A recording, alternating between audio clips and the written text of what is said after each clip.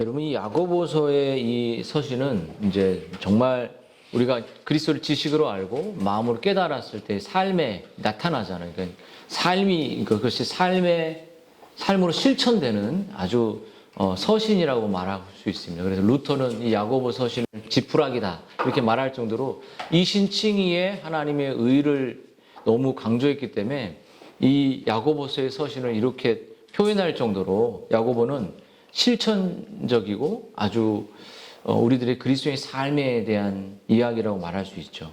근데 한국 교회는 이제 교회가 성장하는 이 목표 아래 정말 기복주의적이고 또 은사주의적이고 또 정말 그런 걸로 가득 차 있는 이 서신에 진리와 진리의 삶의 균형이 무엇인지를 잘 말하고 있는 서신이라고 말할 수 있습니다. 여러분, 야고보서 이 서신을 이해할 때 이제 야고보가 처음을 어떻게 시작하냐면 자기가 종이다라는 것이죠. 그러니까 자기의 정체성을 말할 때 자기는 종이고 그리고 흩어져 있는 나그네들에게 이 서신이 야고보 서신이 들어가는 것처럼 자기도 흩어진 나그네에 불과하다. 그리고 자기가 그 흩어진 나그네로서 지체들을 문안하고 또 이 시험을 어떻게 이길 것에 대한 자신의 정체성과 자신의 이 야고보서의 서신을 이제 정의하고 있는데요. 여러분, 야고보서는 정말 관용주의적이고 흐릿한 사고에 젖은 사람들에게 정말 일침을 가하는 서신이라고 말할 수 있습니다. 실천적 기독교, 그러니까 교리를 삶으로 Doctrine for Life라고 말하는 이제 이 교리는 결국 실천으로 갈 수밖에 없다는 거예요. 그리고 더 큰 실천을 하기 위해서는 더 큰 바른 진리를 향하게 한다는 거죠. 그러니까 지식이나 실천은 같이 간다는 거죠. 그래서 교리는 일상의 삶과 연결이 안 되면 그가 갖고 있는 이 교리는 죽은 교리고 가짜 교리라는 것이죠. 기독교의 교리는 삶을 위한 좀 더 우리의 삶이 점점 더 거룩해져 가는 교리라고 말할 수 있죠. 그래서 이 야고보라는 사람은 어떤 사람이냐면 예수님의 동생이에요. 동생. 그리고 그는 그리스도를 인간의 혈육이 아닌 참된 메시아여 구세주로 믿고 이 서신을 이렇게 쓰게 되죠. 그리고 야고보는 초대 예루살렘 교회의 수장이었습니다. 근데 이 수장이 예수님이 형제임에도 불구하고 부활하신 그리스도를 만나고 나서 그가 정말 이 박해로 흔들리는, 물론 형제로 볼 수도 있잖아요. 왜냐면 이제 마리아로부터 같이 태어났기 때문에. 근데 그렇게 보지 않고 부활 이후에 그리스도를 메시아에게 자기 영적인 지도자로 보고 이 서신을 씁니다. 근데 이 서신을 어떻게 쓰냐면 박해로 흔들리고 박해로 낙심하고 박해로 시험은 이제 시련을 말하는 건데 이 시험에 처해 있는 이 사람들에게 야고보 서신을 자기가 이제 써요. 근데 여러분, 이 야고보가 이 서신을 쓸 때 자기를 어떻게 이해하는지부터 이 야고보가 시작되는 거예요. 야고보가 자기를 어떻게 이해하냐면 하나님과 그리스도의 종이다. 이렇게 예전엔 그리스도의 종이라고 말했지만 하나님과 그리스도의 종이라고 말합니다. 그러니까 자신의 존재를 설명할 때 하나님과 그리스도의 종이다라고 말하죠. 여러분, 야고보는 자기를 이해하는 것을 통해서 뭐라고 말하냐면 나는 종이다. 누구의 종? 하나님과 그리스도의 종이다라고. 그러니까 하나님과 그리스도에게 나는 묶여 있다. 이 말이죠. 여러분, 야고보는 반복적인 소유격을 사용해서 자신이 하나님과 주 예수 그리스도의 종이라고. 그러니까 자기를 예루살렘의 초대의 수장이었는데 그가 자기를 종교 지도자나 사회적인 높은 사람이나 어떤 교회에 자기가 장로나 목사나 이런 높은 지위로 설명하지 않고 자기를 어떻게 설명하냐면 나는 하나님과 그리스도의 종이다. 그러니까 자기를 설명할 수 있는 나는 어느 곳에서 선교해요. 나는 어느 곳에서 어느 학교를 졸업한 목사예요. 이렇게 말하지 않고 자기를 하나님과 그리스도의 종이라고 말하면서 자기의 관계를 설명할 때 자기는 하나님과 그리스도가 아니면 설명할 수 없는 존재다. 이렇게 말하는 거죠. 완전히 빚진 인생이라고 말하는 거죠. 여러분 어떻습니까? 여러분을 설명할 때 내 아이는 이런 대학을 다닙니다. 내 아이는 저는 이런 집안에 삽니다. 저는 이만큼 공부했습니다. 저는 이런 직분을 갖고 있습니다. 이런 걸로 우리는 서로를 설명하고 서로를 이해하게. 그게 때로는 필요할 때도 있어요. 어떤 일을 할 때 당신 누구야 이렇게 말할 때 이렇게 저는 뭘 했습니다. 뭘 공부해 왔습니다. 이렇게 말하면 좀 다를 수도 있죠. 한데 이 야고보는 자기를 소개할 때 나는 하나님과 어떤 관계입니다. 그리스도와 어떤 관계입니다. 라고 말하면서 자기를 소개하듯이 그게 자기가 그렇지 않으면 자기가 설명이 안 되는 거예요. 여러분은 어떻습니까? 여러분 어떻게 소개합니까? 내 아이는 1등하고 있습니다. 이렇게 소개합니까? 아니면 어떻게 소개하죠? 여러분 한번 여러분이 자신을 소개할 때 나는 서울대 다니는 아들이 있고 나는 이런 공부를 했고 나는 대기업을 다니고 나는 이런 권사고 우리 집은 선교사의 가정 이거는 우리는 뭐 무슨 이런 걸로 바울은 자기를 소개하고 있지 않다는 것이요. 완전히 이렇게 않다는 거죠. 여러분 업적과 헌신으로 자기를 여전히 소개되고 인정되기 원하냐면 여러분 그것은 그리스도의 종이 아니라는 거예요. 자기를 설명할 때 하나님과 나는 그리스도의 종이다라고 말하잖아요. 여러분 어떻게 소개되어지기를 좋아합니까? 그럼 여러분의 자신의 정체성을 한번 돌아보시고 어떻게 소개되어지는 것을 기뻐하는지 돌아보십시오. 여러분 왜 야고보가 자기가 하나님과 그리스도의 종이냐라는 그 자신을 그렇게 설명하냐면 너무 자기가 그리스도의 종이라는 것만이 그리스도가 나의 소유라는 거죠. 그리스도가 나를 소유했다는 거죠. 하나님이 나를 소유했다는 내 거 아니라는 거죠. 나는 이제 죽었다는 거잖아요. 그게 뭐냐면 내 행복은 오늘도 10계명에 나 외에 다른 신을 두지 말라는 그 계명이 뭐냐면 모든 인간은 하나님께 잡혀있는 인생이 아니라면 그 은혜가 나를 끌고 가는 인생이 아니라면 불행하다는 것이에요.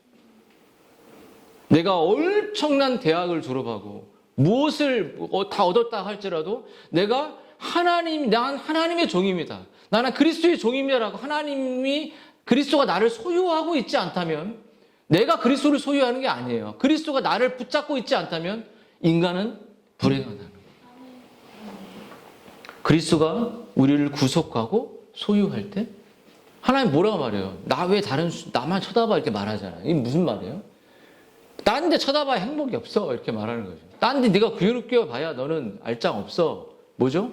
나를 진리로 나를 사랑할 때 너는 행복해질 수 있어. 여러분 참된 행복과 위로의 길이 이 세상에 어디에 있을까요? 정치에 있을까요? 아니면 명예에 있을까요? 여러분 가정과 국가와 직장과 자녀와 물질에 우리의 행복이 있지 않습니다. 행복이 있는 것처럼 보일 뿐이죠. 그렇죠? 내가 나의 삶의 주인이 되어 하나님 위에 왕으로 군림한다면 거긴 정말 지옥이 되는 거죠. 불행하게 되는 거죠. 자신의 감정이 왕이 되면 여러분 이미 성경 위에 거기 있는 거예요. 불행한 것입니다. 여러분 하나님의 다스림 아래 종으로 거하는 것에 있다고 말할 때 거기에 진짜 행복이 있죠. 야고보는 교만할 만했어요. 왜냐하면 야고보는 예수님이 형제였습니다. 그 메시아였지만 그는 맨날 그냥 목수의 아들로 30년 동안 봤을 때 그냥 맹탕하는 자기하고 비슷한 형제에 불과했어요. 근데 예수님이 구세주가 아닌 친형으로 받아들일 때가 있었고 그는 교만했을 때가 있습니다. 야고보가. 가족이 목회자면 그를 목회자가 아니라 한 동생으로 이렇게 보는 그런 관계 속에 야고보는 잠시 교만에 빠져 있었던 거예요. 하지만 성령께서 야고보의 눈을 여셨고 부활의 그리스도로 하나님의 말씀의 그 로고스로 예수님을 보게 하셨죠. 그리고 자신의 행복이 하나님과 그리스도의 소유가 되고 그분에게 완전히 내어 맡겨지면 되는 인생이 가장 행복하다. 그래서 자기를 소개할 때 나는 하나님과 그리스도의 그냥 이렇게 그가 원하는 대로 살아가는 종입니다. 라고 말할 때 엄청 거기 행복을 누린다는 것이죠. 그리고 그렇게 그분을 높이고 살아가는 것이 삶의 목적이라는 것이죠. 여러분 어떻습니까? 거기 행복이 있나요? 여러분, 인간의 최고의 행복은 이렇게 스스로를 고백할 수 있는 사람, 스스로 자기 부인할 수 있는 사람.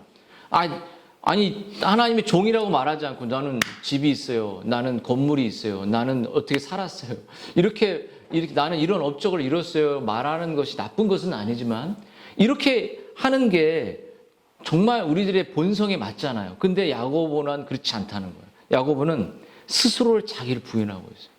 저 밑에 말석으로 떨어져서 스스로 밑으로 떨어져서 자기의 감정까지도 떨어져서 그 감정의 밑바닥에 되어서 하나님과 그리스도를 높이고 있는 거예요. 여러분, 세상에 많은 종들이 있습니다. 종이 있죠. 여러분, 인간은 어떠한 종으로 살아가게 군림하는 것 같지만 종으로 살아갑니다. 여러분, 우리는 무엇이 우리의 그 무엇의 종노릇하며 살아가는지를 한번 돌아봤으면 좋겠어요. 일주일 동안 내가 무엇을 집착하며 살아왔습니까? 감정? 그럼 감정의 종입니다. 분노? 그럼 분노의 종이죠. 물질 때문에 막 고통스러워. 그럼 물질이 당신의 왕입니다. 관계 때문에 너무 관계가 당신의 왕이에요. 사람의 인정이 당신의 왕이에요. 외모가 당신의 왕입니다. 무엇이 내가 집착하고 무엇에 에너지를 쏟아가고 무엇을 위해서 내가 살아가냐, 그것이 여러분의 왕이에요. 거짓말 하지 마세요. 그 왕이잖아요. 여러분, 그것이 우리의 주인이며 우리는 그것의 종입니다. 종. 하나님과 그리스도의 종이 아니라 그것이 여러분의 종이에요. 그것을 믿다가 끝나는 거예요. 여러분, 예수님의 형제이자 예루살렘의 최고의 지도자인 야고보는 자신을 노예로 소개한다는 것은 수신자들, 이것을 듣는 나그네들, 흩어져 있는 12지파의 그 사람들에게, 믿는 형제들에게 엄청난 충격이었어요. 예수님 형 아니야. 이렇게 말할 수 있죠. 근데 엄청 낮았죠. 여러분, 당시에 이 법적인 노예는 그냥 물건에 불과합니다. 물건이라는 거예요.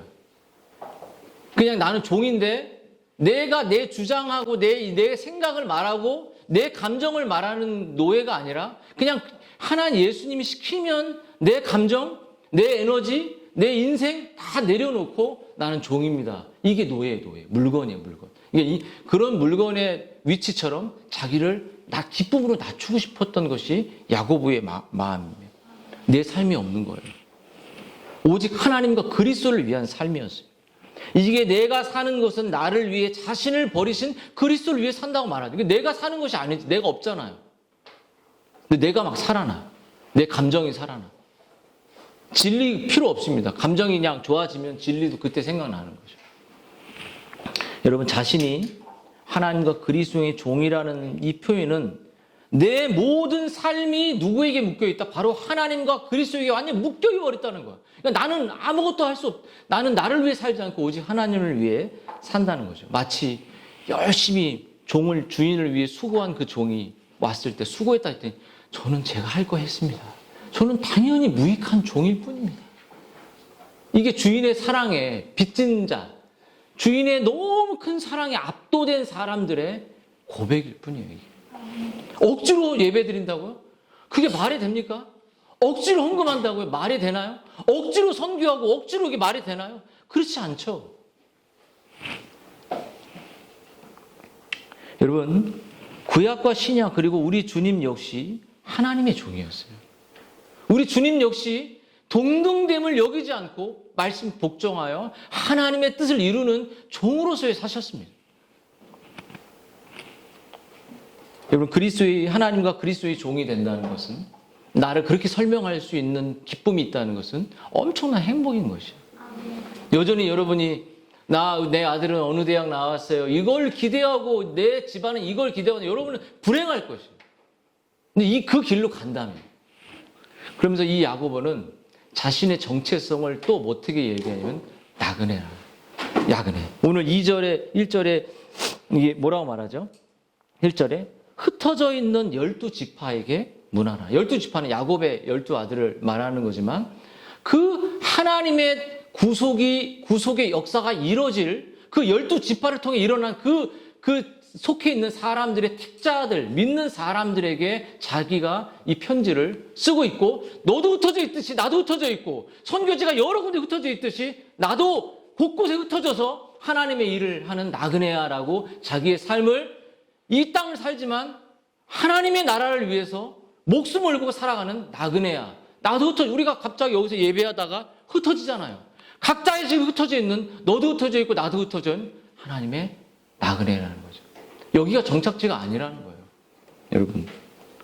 여러분 이방인이라는 거죠. 여러분, 이스라엘 백성들은 하나님의 말씀을 잃어버렸을 때 바벨론에 끌려가고, 여러 왕들의, 페르시아 여러 왕들의 그 핍박 속에서 나라를 잃고 70년 동안 살았습니다.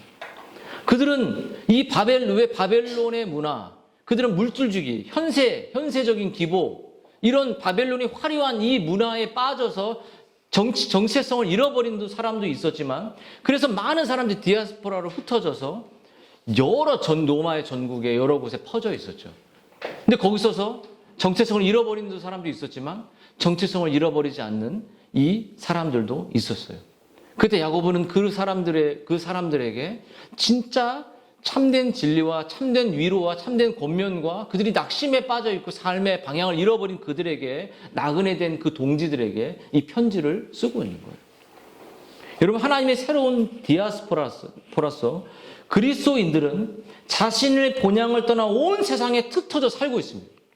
영국의 선교사님, 김중우 선교사님 제가 공항에도 모셔드리고 또 막 저도 그 모임에 들어가서 나눔을 하지만, 그들은 곳곳에 퍼져서 곳곳에서 하나님의 뜻을 이루며 살아가죠. 하나님의 시민으로서 그 그리스도인은 자신을 둘러싼 문화나 가치나 유행이나 그 어떠한 것에 굴복하지 않고 하나님의 정체성을 갖고 살아갑니다. 세상에 유혹되지 않죠. 그래서 그들은 정체성은 나그네였고, 그 나그네에 흩어진 그들의 마음속에 이 야고보는 그리스도 안에 흩어진 그 12지파에게 이제 위로의 권면, 왜냐면 그들은 시험에 있었으니까 편지를 쓰고 있죠. 그러면서 뭐라고 말하냐면, 나도 나그네야 라고 말하면서 그들에게 편지를 쓰면서 무난한다고요.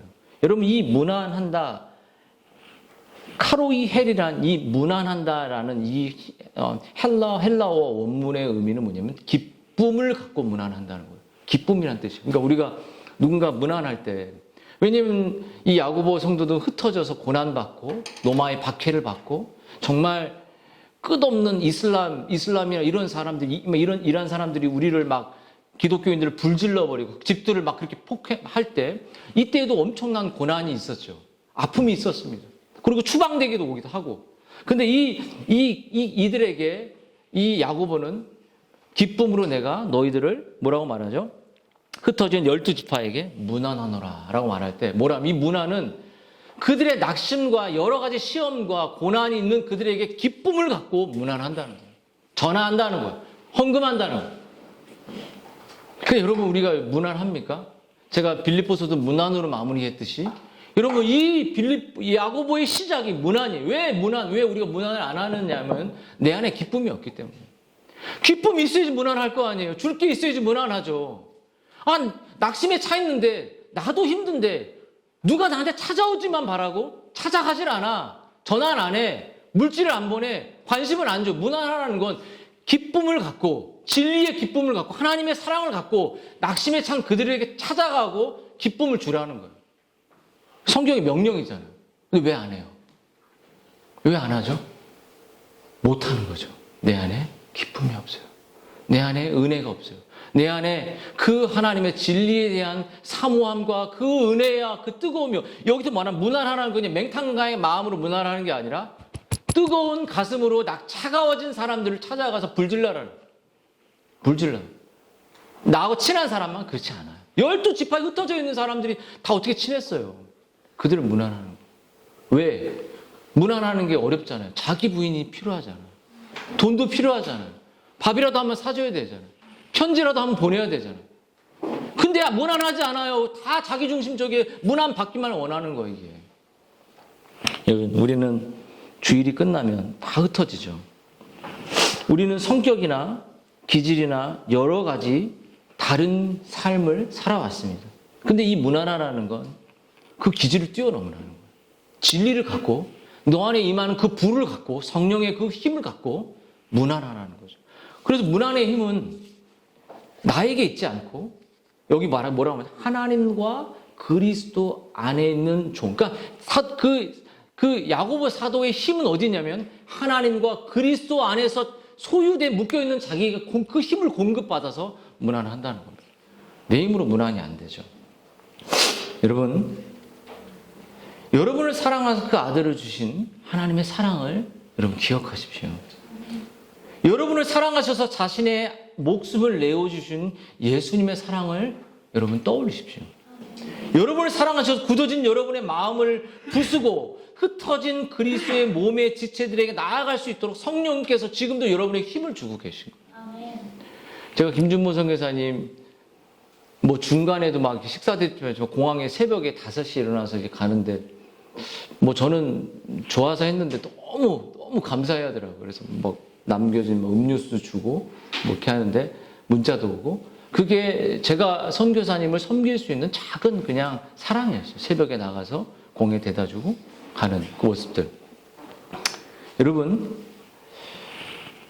불신자의 마음, 이 은혜를 잃어버린 사람이 무난히 가능할까요? 불가능합니다. 맨날 닫혀있어요. 자기 감정에 빠져있지. 절대 누구에게 오늘 선교사님 어떠셨나요? 선교사님들을 다 볼 때 다 친하지도 않아요. 제가 보니까. 다 틀려 다. 그래서 저는 끝없이 제가 할 수 있는 건 제가 정성호 선생님 친하니까 이렇게 다 같이 모일 수 있도록 한 번이라도 오시면 같이 만날 수 있는 그런 서로의 문안과 관계가 형성되는 걸 되게 기뻐하시고 좋아하더라고요. 여러분, 나의 작은 문안이 한 영혼을 살리고 나의 작은 관심이 한 영혼의 그 그리스도의 손길이 작은 소자에게 한 손길이 임한다는 사실을 여러분이 정말 기억했으면 좋겠어요. 친한 사람에게 하는 것은 이방인들도 할 수 있다는 사실을 기억하고 이 문화는 명령이고 우리들이 해야 될 의무라는 거죠. 지체이기 때문에. 여러분 지체들은 그리움이 생기죠. 여러분 사도 바울 서신을 보면 로마서나 막 그 교리 막 엄청 가지다가 로마서 보면은 그 베베자매, 아굴라 이 사람 이름으로 도배돼 버렸어요. 이게. 사람이 남는 거예요. 사람만. 자기가 선교를 마쳤을 때 사도 바울이 그 3차 연교를 마쳤을 때 로마의 형장의 이술을 끝났을 때 그 자기에게 물질과 자기에게 눈과 자신의 마음을 쏟았던 그 사람이 떠올라서 교리 안 하고 사람 이름 쓰잖아요. 그때 이 교회를 세울 때 그 자리에 지켰던 그 사람, 그 자리에 이 교회가 힘들 때 함께했던 그 사람의 이름을 사도 바울은 기억하고 싶은 거예요. 내가 지쳤을 때 나에게 하나님의 섭리적으로 물질을 보내왔던 그 사람, 그걸 잊지 않고 그러면 그 무난해야죠. 무난하고 찾아가는 거죠. 이게 그리스도인의 모습인 거죠. 여러분 왜 무난할까요? 왜 무난할까요? 왜냐하면 오늘 2절에 보면 그들은 뭐라고 나와죠? 나의 형제들아, 너희가 지금 여러 가지 시험에 빠져 있다. 그리고 그것을 온전히 기쁘게, 시험 낙심에 차 있었어요. 그들은 너무 쓰러져 있었습니다. 너무 힘들어 있었어요. 그럼 여러분들이 오늘 이 본문을 대하면서 그 야고보가 그들을 문안하고 그들에게 이 서신을 쓰는 게 그들이 너무 슬픔 속에 낙심해 있고 지쳐 있는 거예요. 여러분 지칠 수 있어요. 그리스도인들이. 그리스도인 침체가 올 수 있습니다. 근데 오늘 야고보가 말하는 이 시험은 그냥 테스트가 아니라 이건 사단이 주는 건 템테이션인데 테스트가 아니라 그냥 시련입니다. 트라이얼은 시련이에요. 시련. 고난입니다. 고난.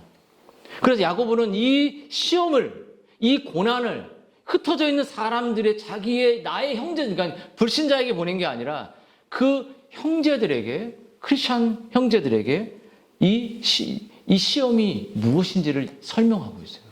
시험은 어떤 거고, 시험을 왜 주는 거고, 시험을 어떻게, 낙심을 어떻게 이길 수 있는 거를 야고보가 문안하면서 설명을 하는 거죠. 여러분, 여기서 이 시험을 줄 때 이 2절에 뭐라면, 여러 가지 시험을 당하면 온전히 기쁘게 여기라라는 말이에요. 여기라는 말이 되게 중요합니다.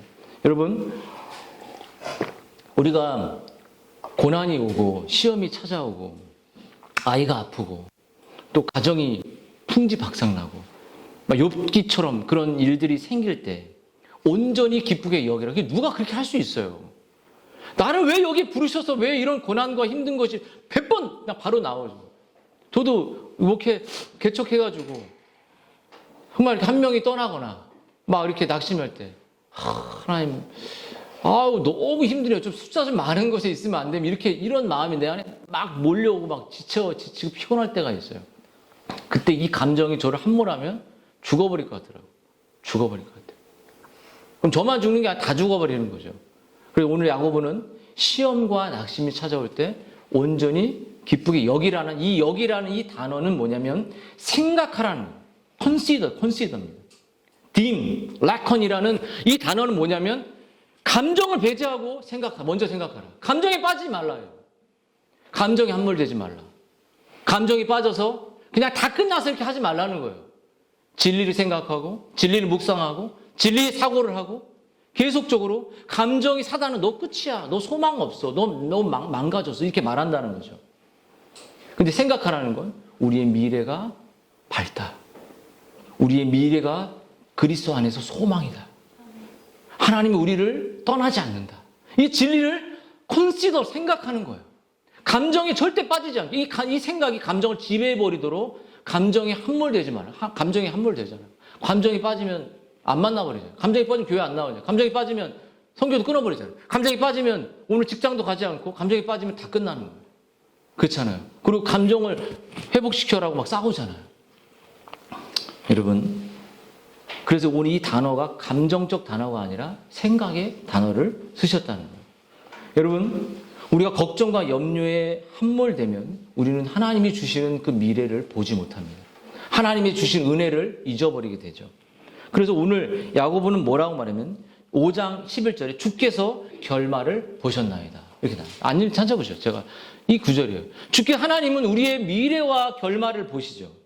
하나님 우리의 삶의 여러 가지 시험을 통해서 우리의 자신의 존재의 연약함을 깨닫게 하시고 시험을 통해서 결국 우리를 성숙시키십니다. 우리의 믿음을 강하게 하시고 여러분 한번 보세요. 가나안 여인이 이제 딸이 병들었을 때 왔을 때 예수님이 입을 안 여시거든요. 침묵하고 때로는 나는 이스라엘 외에는 유대인 외에는 이방인에게 보내지 않아서 거절해버려. 리젝하죠. 리젝. 그리고 마지막은 어쩌고 인설트 모욕해버려요. 내가 걔에게 이런 걸 줄 수 없다. 이렇게 모욕을 해버려요. 그 여인이 어떻게 됐습니까? 더욱 장난이 아니에요. 이 여인은. 걔들도 상에서 주인의 상에 떨어지는 거 먹잖아요. 라고 막 달려붙으니까 주님이 그 여인의 믿음이 구원 얻었다 말하지 않고 네 믿음이 크다라고 말했어요. 그 여인을 3번이나 하나님이 여러분의 기도에 침묵하고 그리고 직접 너 기도하지 마. 그리고 우리를 모욕해버려 하나님이. 그러면 감당할 수 있겠습니까? 뭐 저런 하나님이. 근데 그것을 통해서 여인이 하나님의 성품을 알고 있는 그 여인이 그렇게 들이댔을 때 그 믿음이 네 믿음이 크다. 믿음을 아주 고양시켜 놓았어요. 이렇게 성장시켰죠. 여러분, 하나님 우리에게 주시는 이 시련은 어떤 것이냐면 이제 시련에 대해서 먼저 생각하라는 거예요. 삶에서. 그게 제일 중요합니다. 그리고 우리가 당하는 그 시련은 여러분 시련의 종류가 여러 가지라는 겁니다. 뭐 관계, 또 언어, 또 지체, 질병 여러 가지 우리의 삶에서 시험이 있다는 거죠. 여러분 야고보서에 받는 수신자들은 가난과 궁핍과 불의와 불공정함과 핍박과 긴장, 갈등과 질병 속에 그들은 여러 종류의 시험을 다 겪었어요. 남편, 가족, 사람, 물질, 엄청난 시련들이 다양하게 그들에게 찾아왔다는 거죠. 그리고 이 시련이 자기만 겪는 시련이 아니라 모든 사람 그리스도인들이 겪는 시련이라는 거죠. 이 시련이 다양하다라는 사실이죠. 근데 여러분, 이 시련은 믿는 신자들의 시련이라는 사실을 기억해야 돼요. 불신자들에게 다가오는 시련이 아니라 믿음의 신자들이 겪는 시련이래요. 그럼 여러분, 우리에게 왜 이런 고난이 올까요? 왜 우리를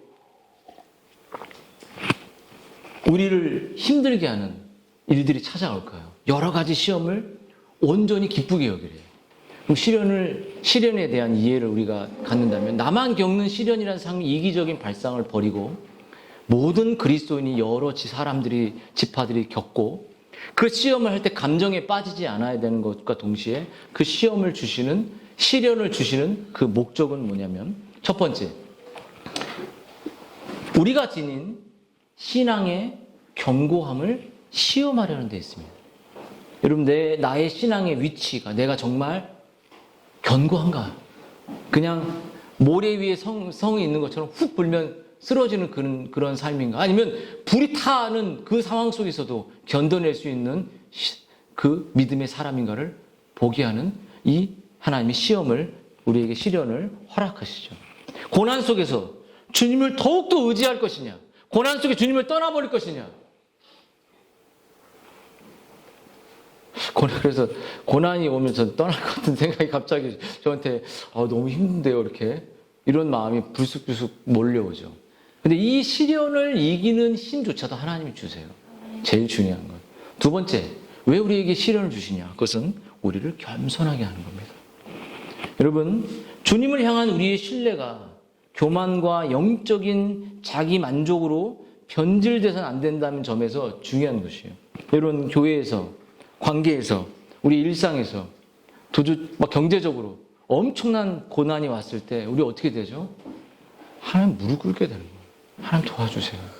하나님 이제 어떻게 길을 가야 할지 알려주세요. 기도하게 되죠. 간절히 부르짖게 되죠. 우리 아버지께, 아버지 내 지혜를 주세요. 아버지 어떻게 해야 됩니까? 라고 힘을 주세요. 제 감정조차 스스로 판단할 수 없을 때 어떤 힘을 하나님 지켜주세요. 라고 내 마음과 생각을 지켜주는 하나님이 지켜달라고 계속 저도 한 주간 기도했어요. 여러분, 우리를 겸손케 하시죠.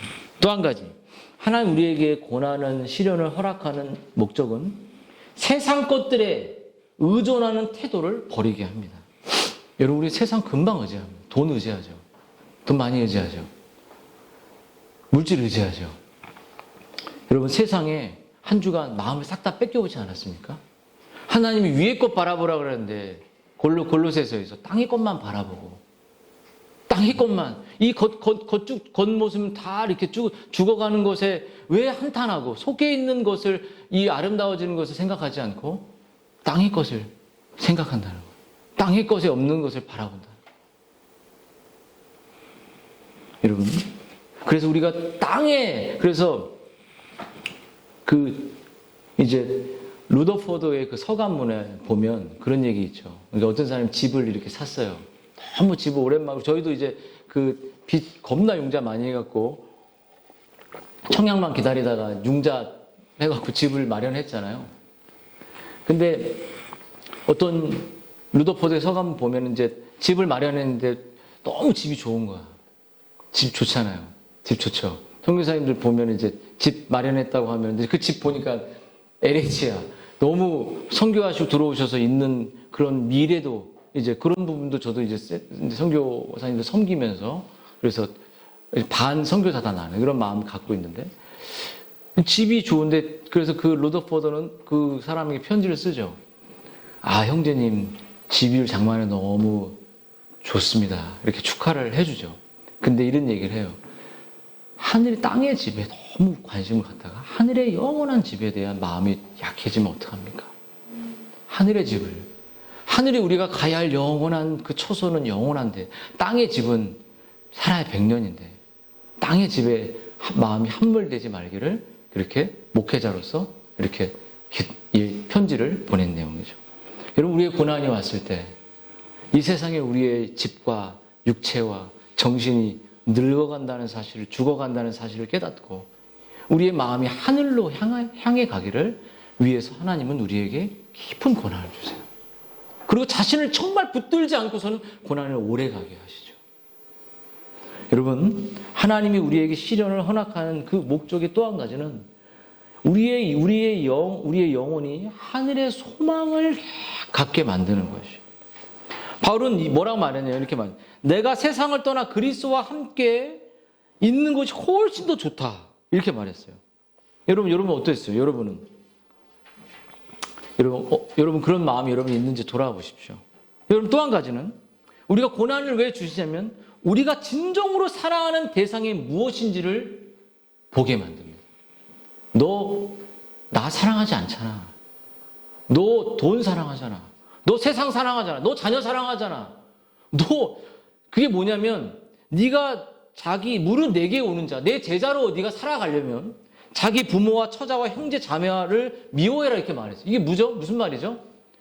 가족 미워하라는 게 아니라 가족을 나보다 앞세우지 마. 네 사랑하는 것을 나보다 앞세우지 마. 이렇게 말하는 거예요. 여러분, 우리가 고난이 닥칠 때 우리의 진짜 사랑이 하나님께 진리에 또 교회가 건강에 서는 곳에 있지 않다는 것을 우리는 알게 되는 거예요. 나밖에 없어, 나밖에 없어. 저는 속일 수 있어도 하나님 못 속이죠. 그쵸? 또 한 가지. 이거 다 청교도들이 그래서 제가 가져온 겁니다. 하나님께서 우리에게 시련을 주시는 목적은 우리의 삶에 베푸시는 은혜의 소중함을 깨닫게 하는 거예요. 여러분, 조엘 비키 박사님이 이제 설교를 하면서 한 아이의 예화를 써요. 깊은 어둠의 그 터널을 그 큰 차가 가는 그 수십 미터 되는 터널을 가는 먼지도 많고 막 그러잖아요. 다 창문도 닫잖아요. 근데 아이가 이 터널이 왜 이렇게 오래 갑니까? 왜 답답합니다, 아빠? 이렇게 말했을 때 이제 이 터널에서의 힘듦, 이 맑은 공기와 맑은 자연에서 살아갔던 그런 것들에 대한 이 너무 수십 미터가 되니까. 근데 이 터널을 탁 지나고 나서 자기가 하나님 내게 주셨던 그 은혜가 얼마나 소중한지를, 하나님 주셨던 빛과 하나님 주셨던 은혜와 하나님 주셨던 사랑과 하나님 주셨던 그 손길들이 내게 너무나도 내게 그 값어치 없이 내가 여기까지 온 게 내 스스로 온 것처럼 막 이렇게 까부는 내 삶을 다시 돌아보게 되고, 그 하나님의 은혜의 손길로 이렇게 사업이 유지되고, 하나님의 은혜의 손길로 내 아이들이 이렇게 커나가고, 하나님의 은혜의 손길로 이렇게 왔다는 사실을 그 어둠에 칙칙하고 숨막히고 빛이 안 보이는 그 암흑 속에서 그 빛으로 들어왔을 때 깨닫게 된다. 여러분 주님의 마지막, 주님의 시련을 사용하신 이유는 성도들이 그분의 일에 크게 쓰임받을 수 있도록 지속적인 능력을 키워내기 위한 거죠. 우리들이 더 큰 일을 할 수 있는데, 사도 바울도 더 큰 일을 할 수 있는데 자기가 이것만 없으면 좋겠다고, 이 아픔이. 근데 사도 바울에게 하나님이 가지고 은혜의 힘을 알게 하셨잖아요. 여러분, 청교도 토마스 맨튼이 이런 말을 했습니다. 모든 일이 고요하고 평온할 때, 우리의 삶이 고요하고 평온할 때 우리는 신앙보다 자신의 감각에 의존해 살아간다. 무슨 말이죠? 여러분, 우리가 고요할 때 우리는 우리의 본능에 의해서 움직여요. 세상 여기 좋구나. 우리는 여기 고향에서 송파로 딱 넘어오면서 한강뷰를 보면서 저 아파트 가면 고향에서 옮길까? 이렇게 하면 농담으로 그런 말을 하지만 이런 감각에 의존해 사는 거죠. 근데 고난이 왔을 때 우리는 신앙의 눈으로 하나님을 바라보게 돼요. 하나님 내게 어떻게 인도하십니까? 라고 그것을 초점 맞추게 됩니다. 그리고 마지막, 시련을 주시는 이유는 어려움을 겪는 이들에게 도움의 힘을 주기 위해서요. 여러분, 시련도 겪어보지 않은 사람이 어찌 그 사람의 아픔을 이해할 수 있겠어요? 우리 예수님이 그렇게 말했죠. 그가 시험을 받아 고난을 당하셔서, 예수님이잖아요. 예수님이 완전 인간이 되셔서 고난을 당하시고 굶주려 아파하셨잖아요. 그 시험을 받은 자들을 능히 도우실 수 있다. 예수님이 똑같은 인간이셨으니까 도우실 수 있죠. 그러면 여러분, 우리가 이 시험을 이제 이해하셨잖아요. 그러면 우리가 이 시험을 당했을 때 온전히, 정말 온전이란 말은 변함없이, 흔들림 없이, 갈렙이 정말 그 어린 젊은 갈렙이 40년 동안 여호수아와 민수기에서 똑같은 평가를 받았던 그 온전이란 이 단어, 흔들림 없고 40년 동안 평가가 똑같아요. 선교사님들이 향한 평가가 똑같아요. 여호수아 때 온전히 쫓았다, 민수기에서 온전히 쫓았다는 40년의 간격이 하나님을 향해 변함이 없다는 거예요. 변함없는 그 온전히 쫓은 그 유익, 영적 유익, 여러분 온전히 기쁘게 할 수 있는 그 힘의 원천, 그 세 가지를 말하겠습니다. 여러분, 어떻게 우리가 온전히 기쁘게 할 수 있겠냐? 하나님, 내 삶이 끝나는 날까지 하나님을 흔들림 없이 기쁘게 이 시련을 맞이하고 시련을 당하는 사람들을 위로하고 문안하고 그렇게 나아갈 수 있을까? 그 첫째는 여러분 미래의 영광, 미래의 축복, 미래의 하나님의 선하심의 인도하심을 현실로 끌고 오십시오. 우리가 사도 바울이 자기가 하늘에 앉혔다고 말했던 것처럼, 자기가 이미 하늘에 경험했던 것처럼 하나님이 우리에게 주실 미래의 그 영광이 사도 바울에게는 현실이 된 거예요. 그 미래의 종말이 자신의 삶이 된 거예요. 현실이 된 겁니다. 지금 있는 현실의 하나님은 과거, 현재, 미래 다 하나 현재입니다. 하나님은. 하나님의 시간 밖에 계시기 때문에 다 현재예요. 시간은 인간이 하나님이 창조한 것이기 때문에 시간 안에 들어왔다 시간 안에 나가시기 때문에 하나님은 늘 과거도 미래도 현재도 현재로 보십니다. 그렇기 때문에 하나님의 그 현재의 시각을 우리가 미래에 일어날 일들을 현재의 삶으로 다가오는 거예요. 아브라함이 어땠죠? 예수님도 그랬잖아요. 그가 앞에 있는 기쁨을 위해 십자가를 참았다. 그러니까 앞에 있는 게 뭐예요? 온 영혼이 당신의 생명을 통해서 죽고 살아날 것을 바라보고 이겨냈죠. 아브라함도 하늘의 그 별들을 보고 의롭다 칭함 받으면서 미래에 예수님을 통해 일어난 일들을 보고 구원을 얻고 기뻐했던 것처럼 아브라함에게는 미래가 현재였습니다. 이삭을 살릴 것이 아브라함에게는 현재였죠. 늘 우리들에게 하나님이 현재입니다. 하나님이 현재 하나님은 우리를 인도하시고 축복하시고 우리에게 소망을 주시는 분이에요. 이 하나님을 우리의 현재 삶으로 끌고 오지 못한다면, 믿음으로 받아들이지 못한다면 우리의 현실에 목매어 우리는 죽어가게 될 거예요. 미래의 하나님, 그 현재의 하나님을 내 삶에 끌고 오라는 거죠. 두 번째, 여러분 뭘까요? 그것은 여러분 하늘의 상을 바라보라는 것이죠.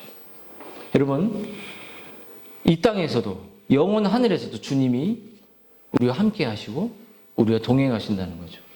여러분 시편 23편에 이렇게 말합니다. 다윗은 주께서 원수의 목전, 자기를 공격하는 목전에서 상을 베풀어 주신다라고 말합니다. 상을 리워드가 아니라 이때 상은 테이블입니다. 밥을 준다. 여러분 테이블 뭐죠? 밥 먹고 가. 밥상을 딱 차려줘. 여러분 엄마들이 딱 가정에서 힘들 때, 아이들과 싸울 때, 애들이 삐지면 밥 먹고 안 먹고 그냥 가잖아요. 근데 남편이 올 때 아내가 밥을 다 국을 끓여놓고 차려놓는 게 뭐죠? 사랑이잖아요. 밥. 그 전쟁터를 안에서 밥상이 내려오는 거예요. 그게 뭐죠? 하나님이 동행하시고 밥을 먹을 때 평안하잖아요. 밥을 먹을 때 조급하지 않잖아요. 그만큼 하나님이 그 수많은 전쟁과 고난 속에서도 밥을 먹고 잠을 자는 것처럼 너를 편하게 해주겠다. 너를 지켜주겠다는 거예요. 보호해주겠다는 거죠. 그리고 이렇게 말했어요. 누가복음 22장 28절에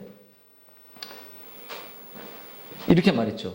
너희가 나의 모든 시험 중 항상 나와 함께한 자들인즉 내 아버지께서 나라를 내게 맡기신 것 같이 나도 너희에게 맡겨 너희로 내 나라에 있어 내 상에서 먹고 마시라. 하나님 나라에서 이 땅뿐만 아니라 주님의 나라에서도 풍성하게 먹고 마시죠. 그러므로 여러분 마지막 세 번째 여러분 기억해야 될 것, 여러분의 눈을, 여러분의 가치관을 하늘에 두라는 거예요. 하늘의 시각으로 살라는 거죠. 여러분 우리의 가치관이 우리의 안목을 결정합니다. 우리가 하늘을 기대하며 살아가는 삶보다 안락한 땅의 삶을 더 귀하게 여긴다면 시련이 닥쳐올 때 우리가 바라는 현실이 이루어질 때 우리는 요동하고 쓰러지고 낙심하게 됩니다. 지금 현실에 있는 것이 이루어지지 않아도 우리의 삶이 우리의 눈이 하늘에 가 있으면 현실을 이겨낼 수 있어요. 여러분 이제 이 시를 읽고 제가 마치도록 하겠습니다. 여러분 우리가 시련 중에 기뻐할 수 없다면 여러분 그의 가치관은 경건하고 성경적인 것이라고 할 수 없죠. 여러분 그것은 연약함으로 덮을 수 있는 것이 아닌 생명의 문제인 거예요. 그래서 에이미 카마이클 인도 남부에 오래도록 선교한 선교사의 이야기입니다. 그 선교사가 온갖 인도에서 서약하면서 고난을 겪었어요. 그러면서 이 시를 썼습니다. 그대를 나로 받아들이십니다. 그대에게는 흉터가 없나요? 발이나 옆구리, 손에 은밀한 흉터가 없습니까? 나는 그대가 땅 위에서 힘차게 노래하는 것을 들었습니다. 다른 이들이 마치 빛나는 별처럼 그대를 높이며 환호하는 소리를 들었습니다. 하지만 그대에게는 흉터가 있나요? 그리스도를 위한 흉터가 있냐는 거예요. 흉터가 있습니까? 달란트 비유도 막 달란트를 주님께 드리기 위해서 고생하면서 주님을 이롭게 하기 위한 것에는 고생과 희생이 따라요. 또 당신에게는 상처가 없습니까? 나는 사냥꾼들의 화살에 맞아 상처를 입었습니다. 지친 몸을 나무 곁에 누이고 죽기를 기다렸지요. 먹이를 찾아다니는 짐승들이 나를 둘러싸고 살을 뜯는 동안 나는 기절했습니다. 살을 뜯겼다는 거예요. 이게 동물들이 너무 지쳐서 그 살을 뜯어먹고 기절해버린 거예요. 그런데 당신에게는 상처가 없습니까? 조금 상처 나면 삐지고 조금 상처 나면 도망가고. 여러분, 상처도 흉터도 없습니까? 종인 주인과 같으며 그분을 따라서 이 발에서는 못 박힌 상처가 있습니다. 하지만 당신의 발은 멀쩡하네요. 그렇게도 상처도 흉터도 없는 사람이 주님을 온전히 따를 수 있을까요? 여러분에게 상처가 있고 여러분의 아픔이 없다면 여러분 주님을 따르는 것이 아니에요. 우리 교회가 세워주는 이 모든 과정은 너무 아파요. 그렇죠? 힘들죠. 쓰러지죠. 그런데 그 상처를 주님이 싸매주죠. 사랑하는 여러분, 이 땅을 살아가면서 우린 여러 가지 시험이 찾아옵니다. 시험의 강도는 다 달라요. 시험의 의도는 여러분 우리의 신앙의 진정성을 보게 합니다. 이 시험을 견뎌내며 살아가는 그 삶을 통해 네가 진짜 그리스도인인지 아니면 가짜 그리스도인지 우리 시험을 받아들이는 모습을 통해서 증명되는 거예요. 내가 오늘 교회를 빠지지 않는다가 아니라 생명이 있다 없다가 결정되는 거예요. 아픔이 있을 때 교회를 빠지고 아픔이 있어도 교회를 나와서 진리를 감당해내는 것은 네가 진짜 그리스도인이냐로 증명되는 것입니다. 그런 사람이 이 지파에게 편지를 보내요. 자기도 힘드니까. 여러분, 여러분의 자신 내면과 외부의 환경 속에 우리는 시험을 겪죠. 욥처럼 고백하죠. 욥은 이렇게 고백해요. 너무 힘드니까. 나를 죽이실지라도. 다니엘의 세 친구는 그 풀무불에 들어가서 뭐라고 말했죠? 나를 구해주시지 아니하여도. 그리 아니하셔도 자기가 부인하지 않겠습니다. 그때 그 풀무불 아래 그렇게 죽도록 내버려 두셨냐? 아니잖아요. 들어가셨잖아요. 천사를 보내시든 성자가 가시든 그 타들어가지 않도록 지켜주시잖아요. 흉터가 있냐고요. 흉터 조금 나면 제가 그거 붙여줄게요. 그거. 그 밴드 같은 거 있잖아요. 그거. 주님의 흉터는 옆구리가 찢어지고 주님의 흉터는 침을 확 뱉고 주님의 흉터는 아버지에게 버림당하는 그런 흉터를 맞았음에도 불구하고 조금 흉터 나면 가슴이 아프고 조금 흉터 나면 힘들다고 말하고 하지 마십시오. 기도하겠습니다.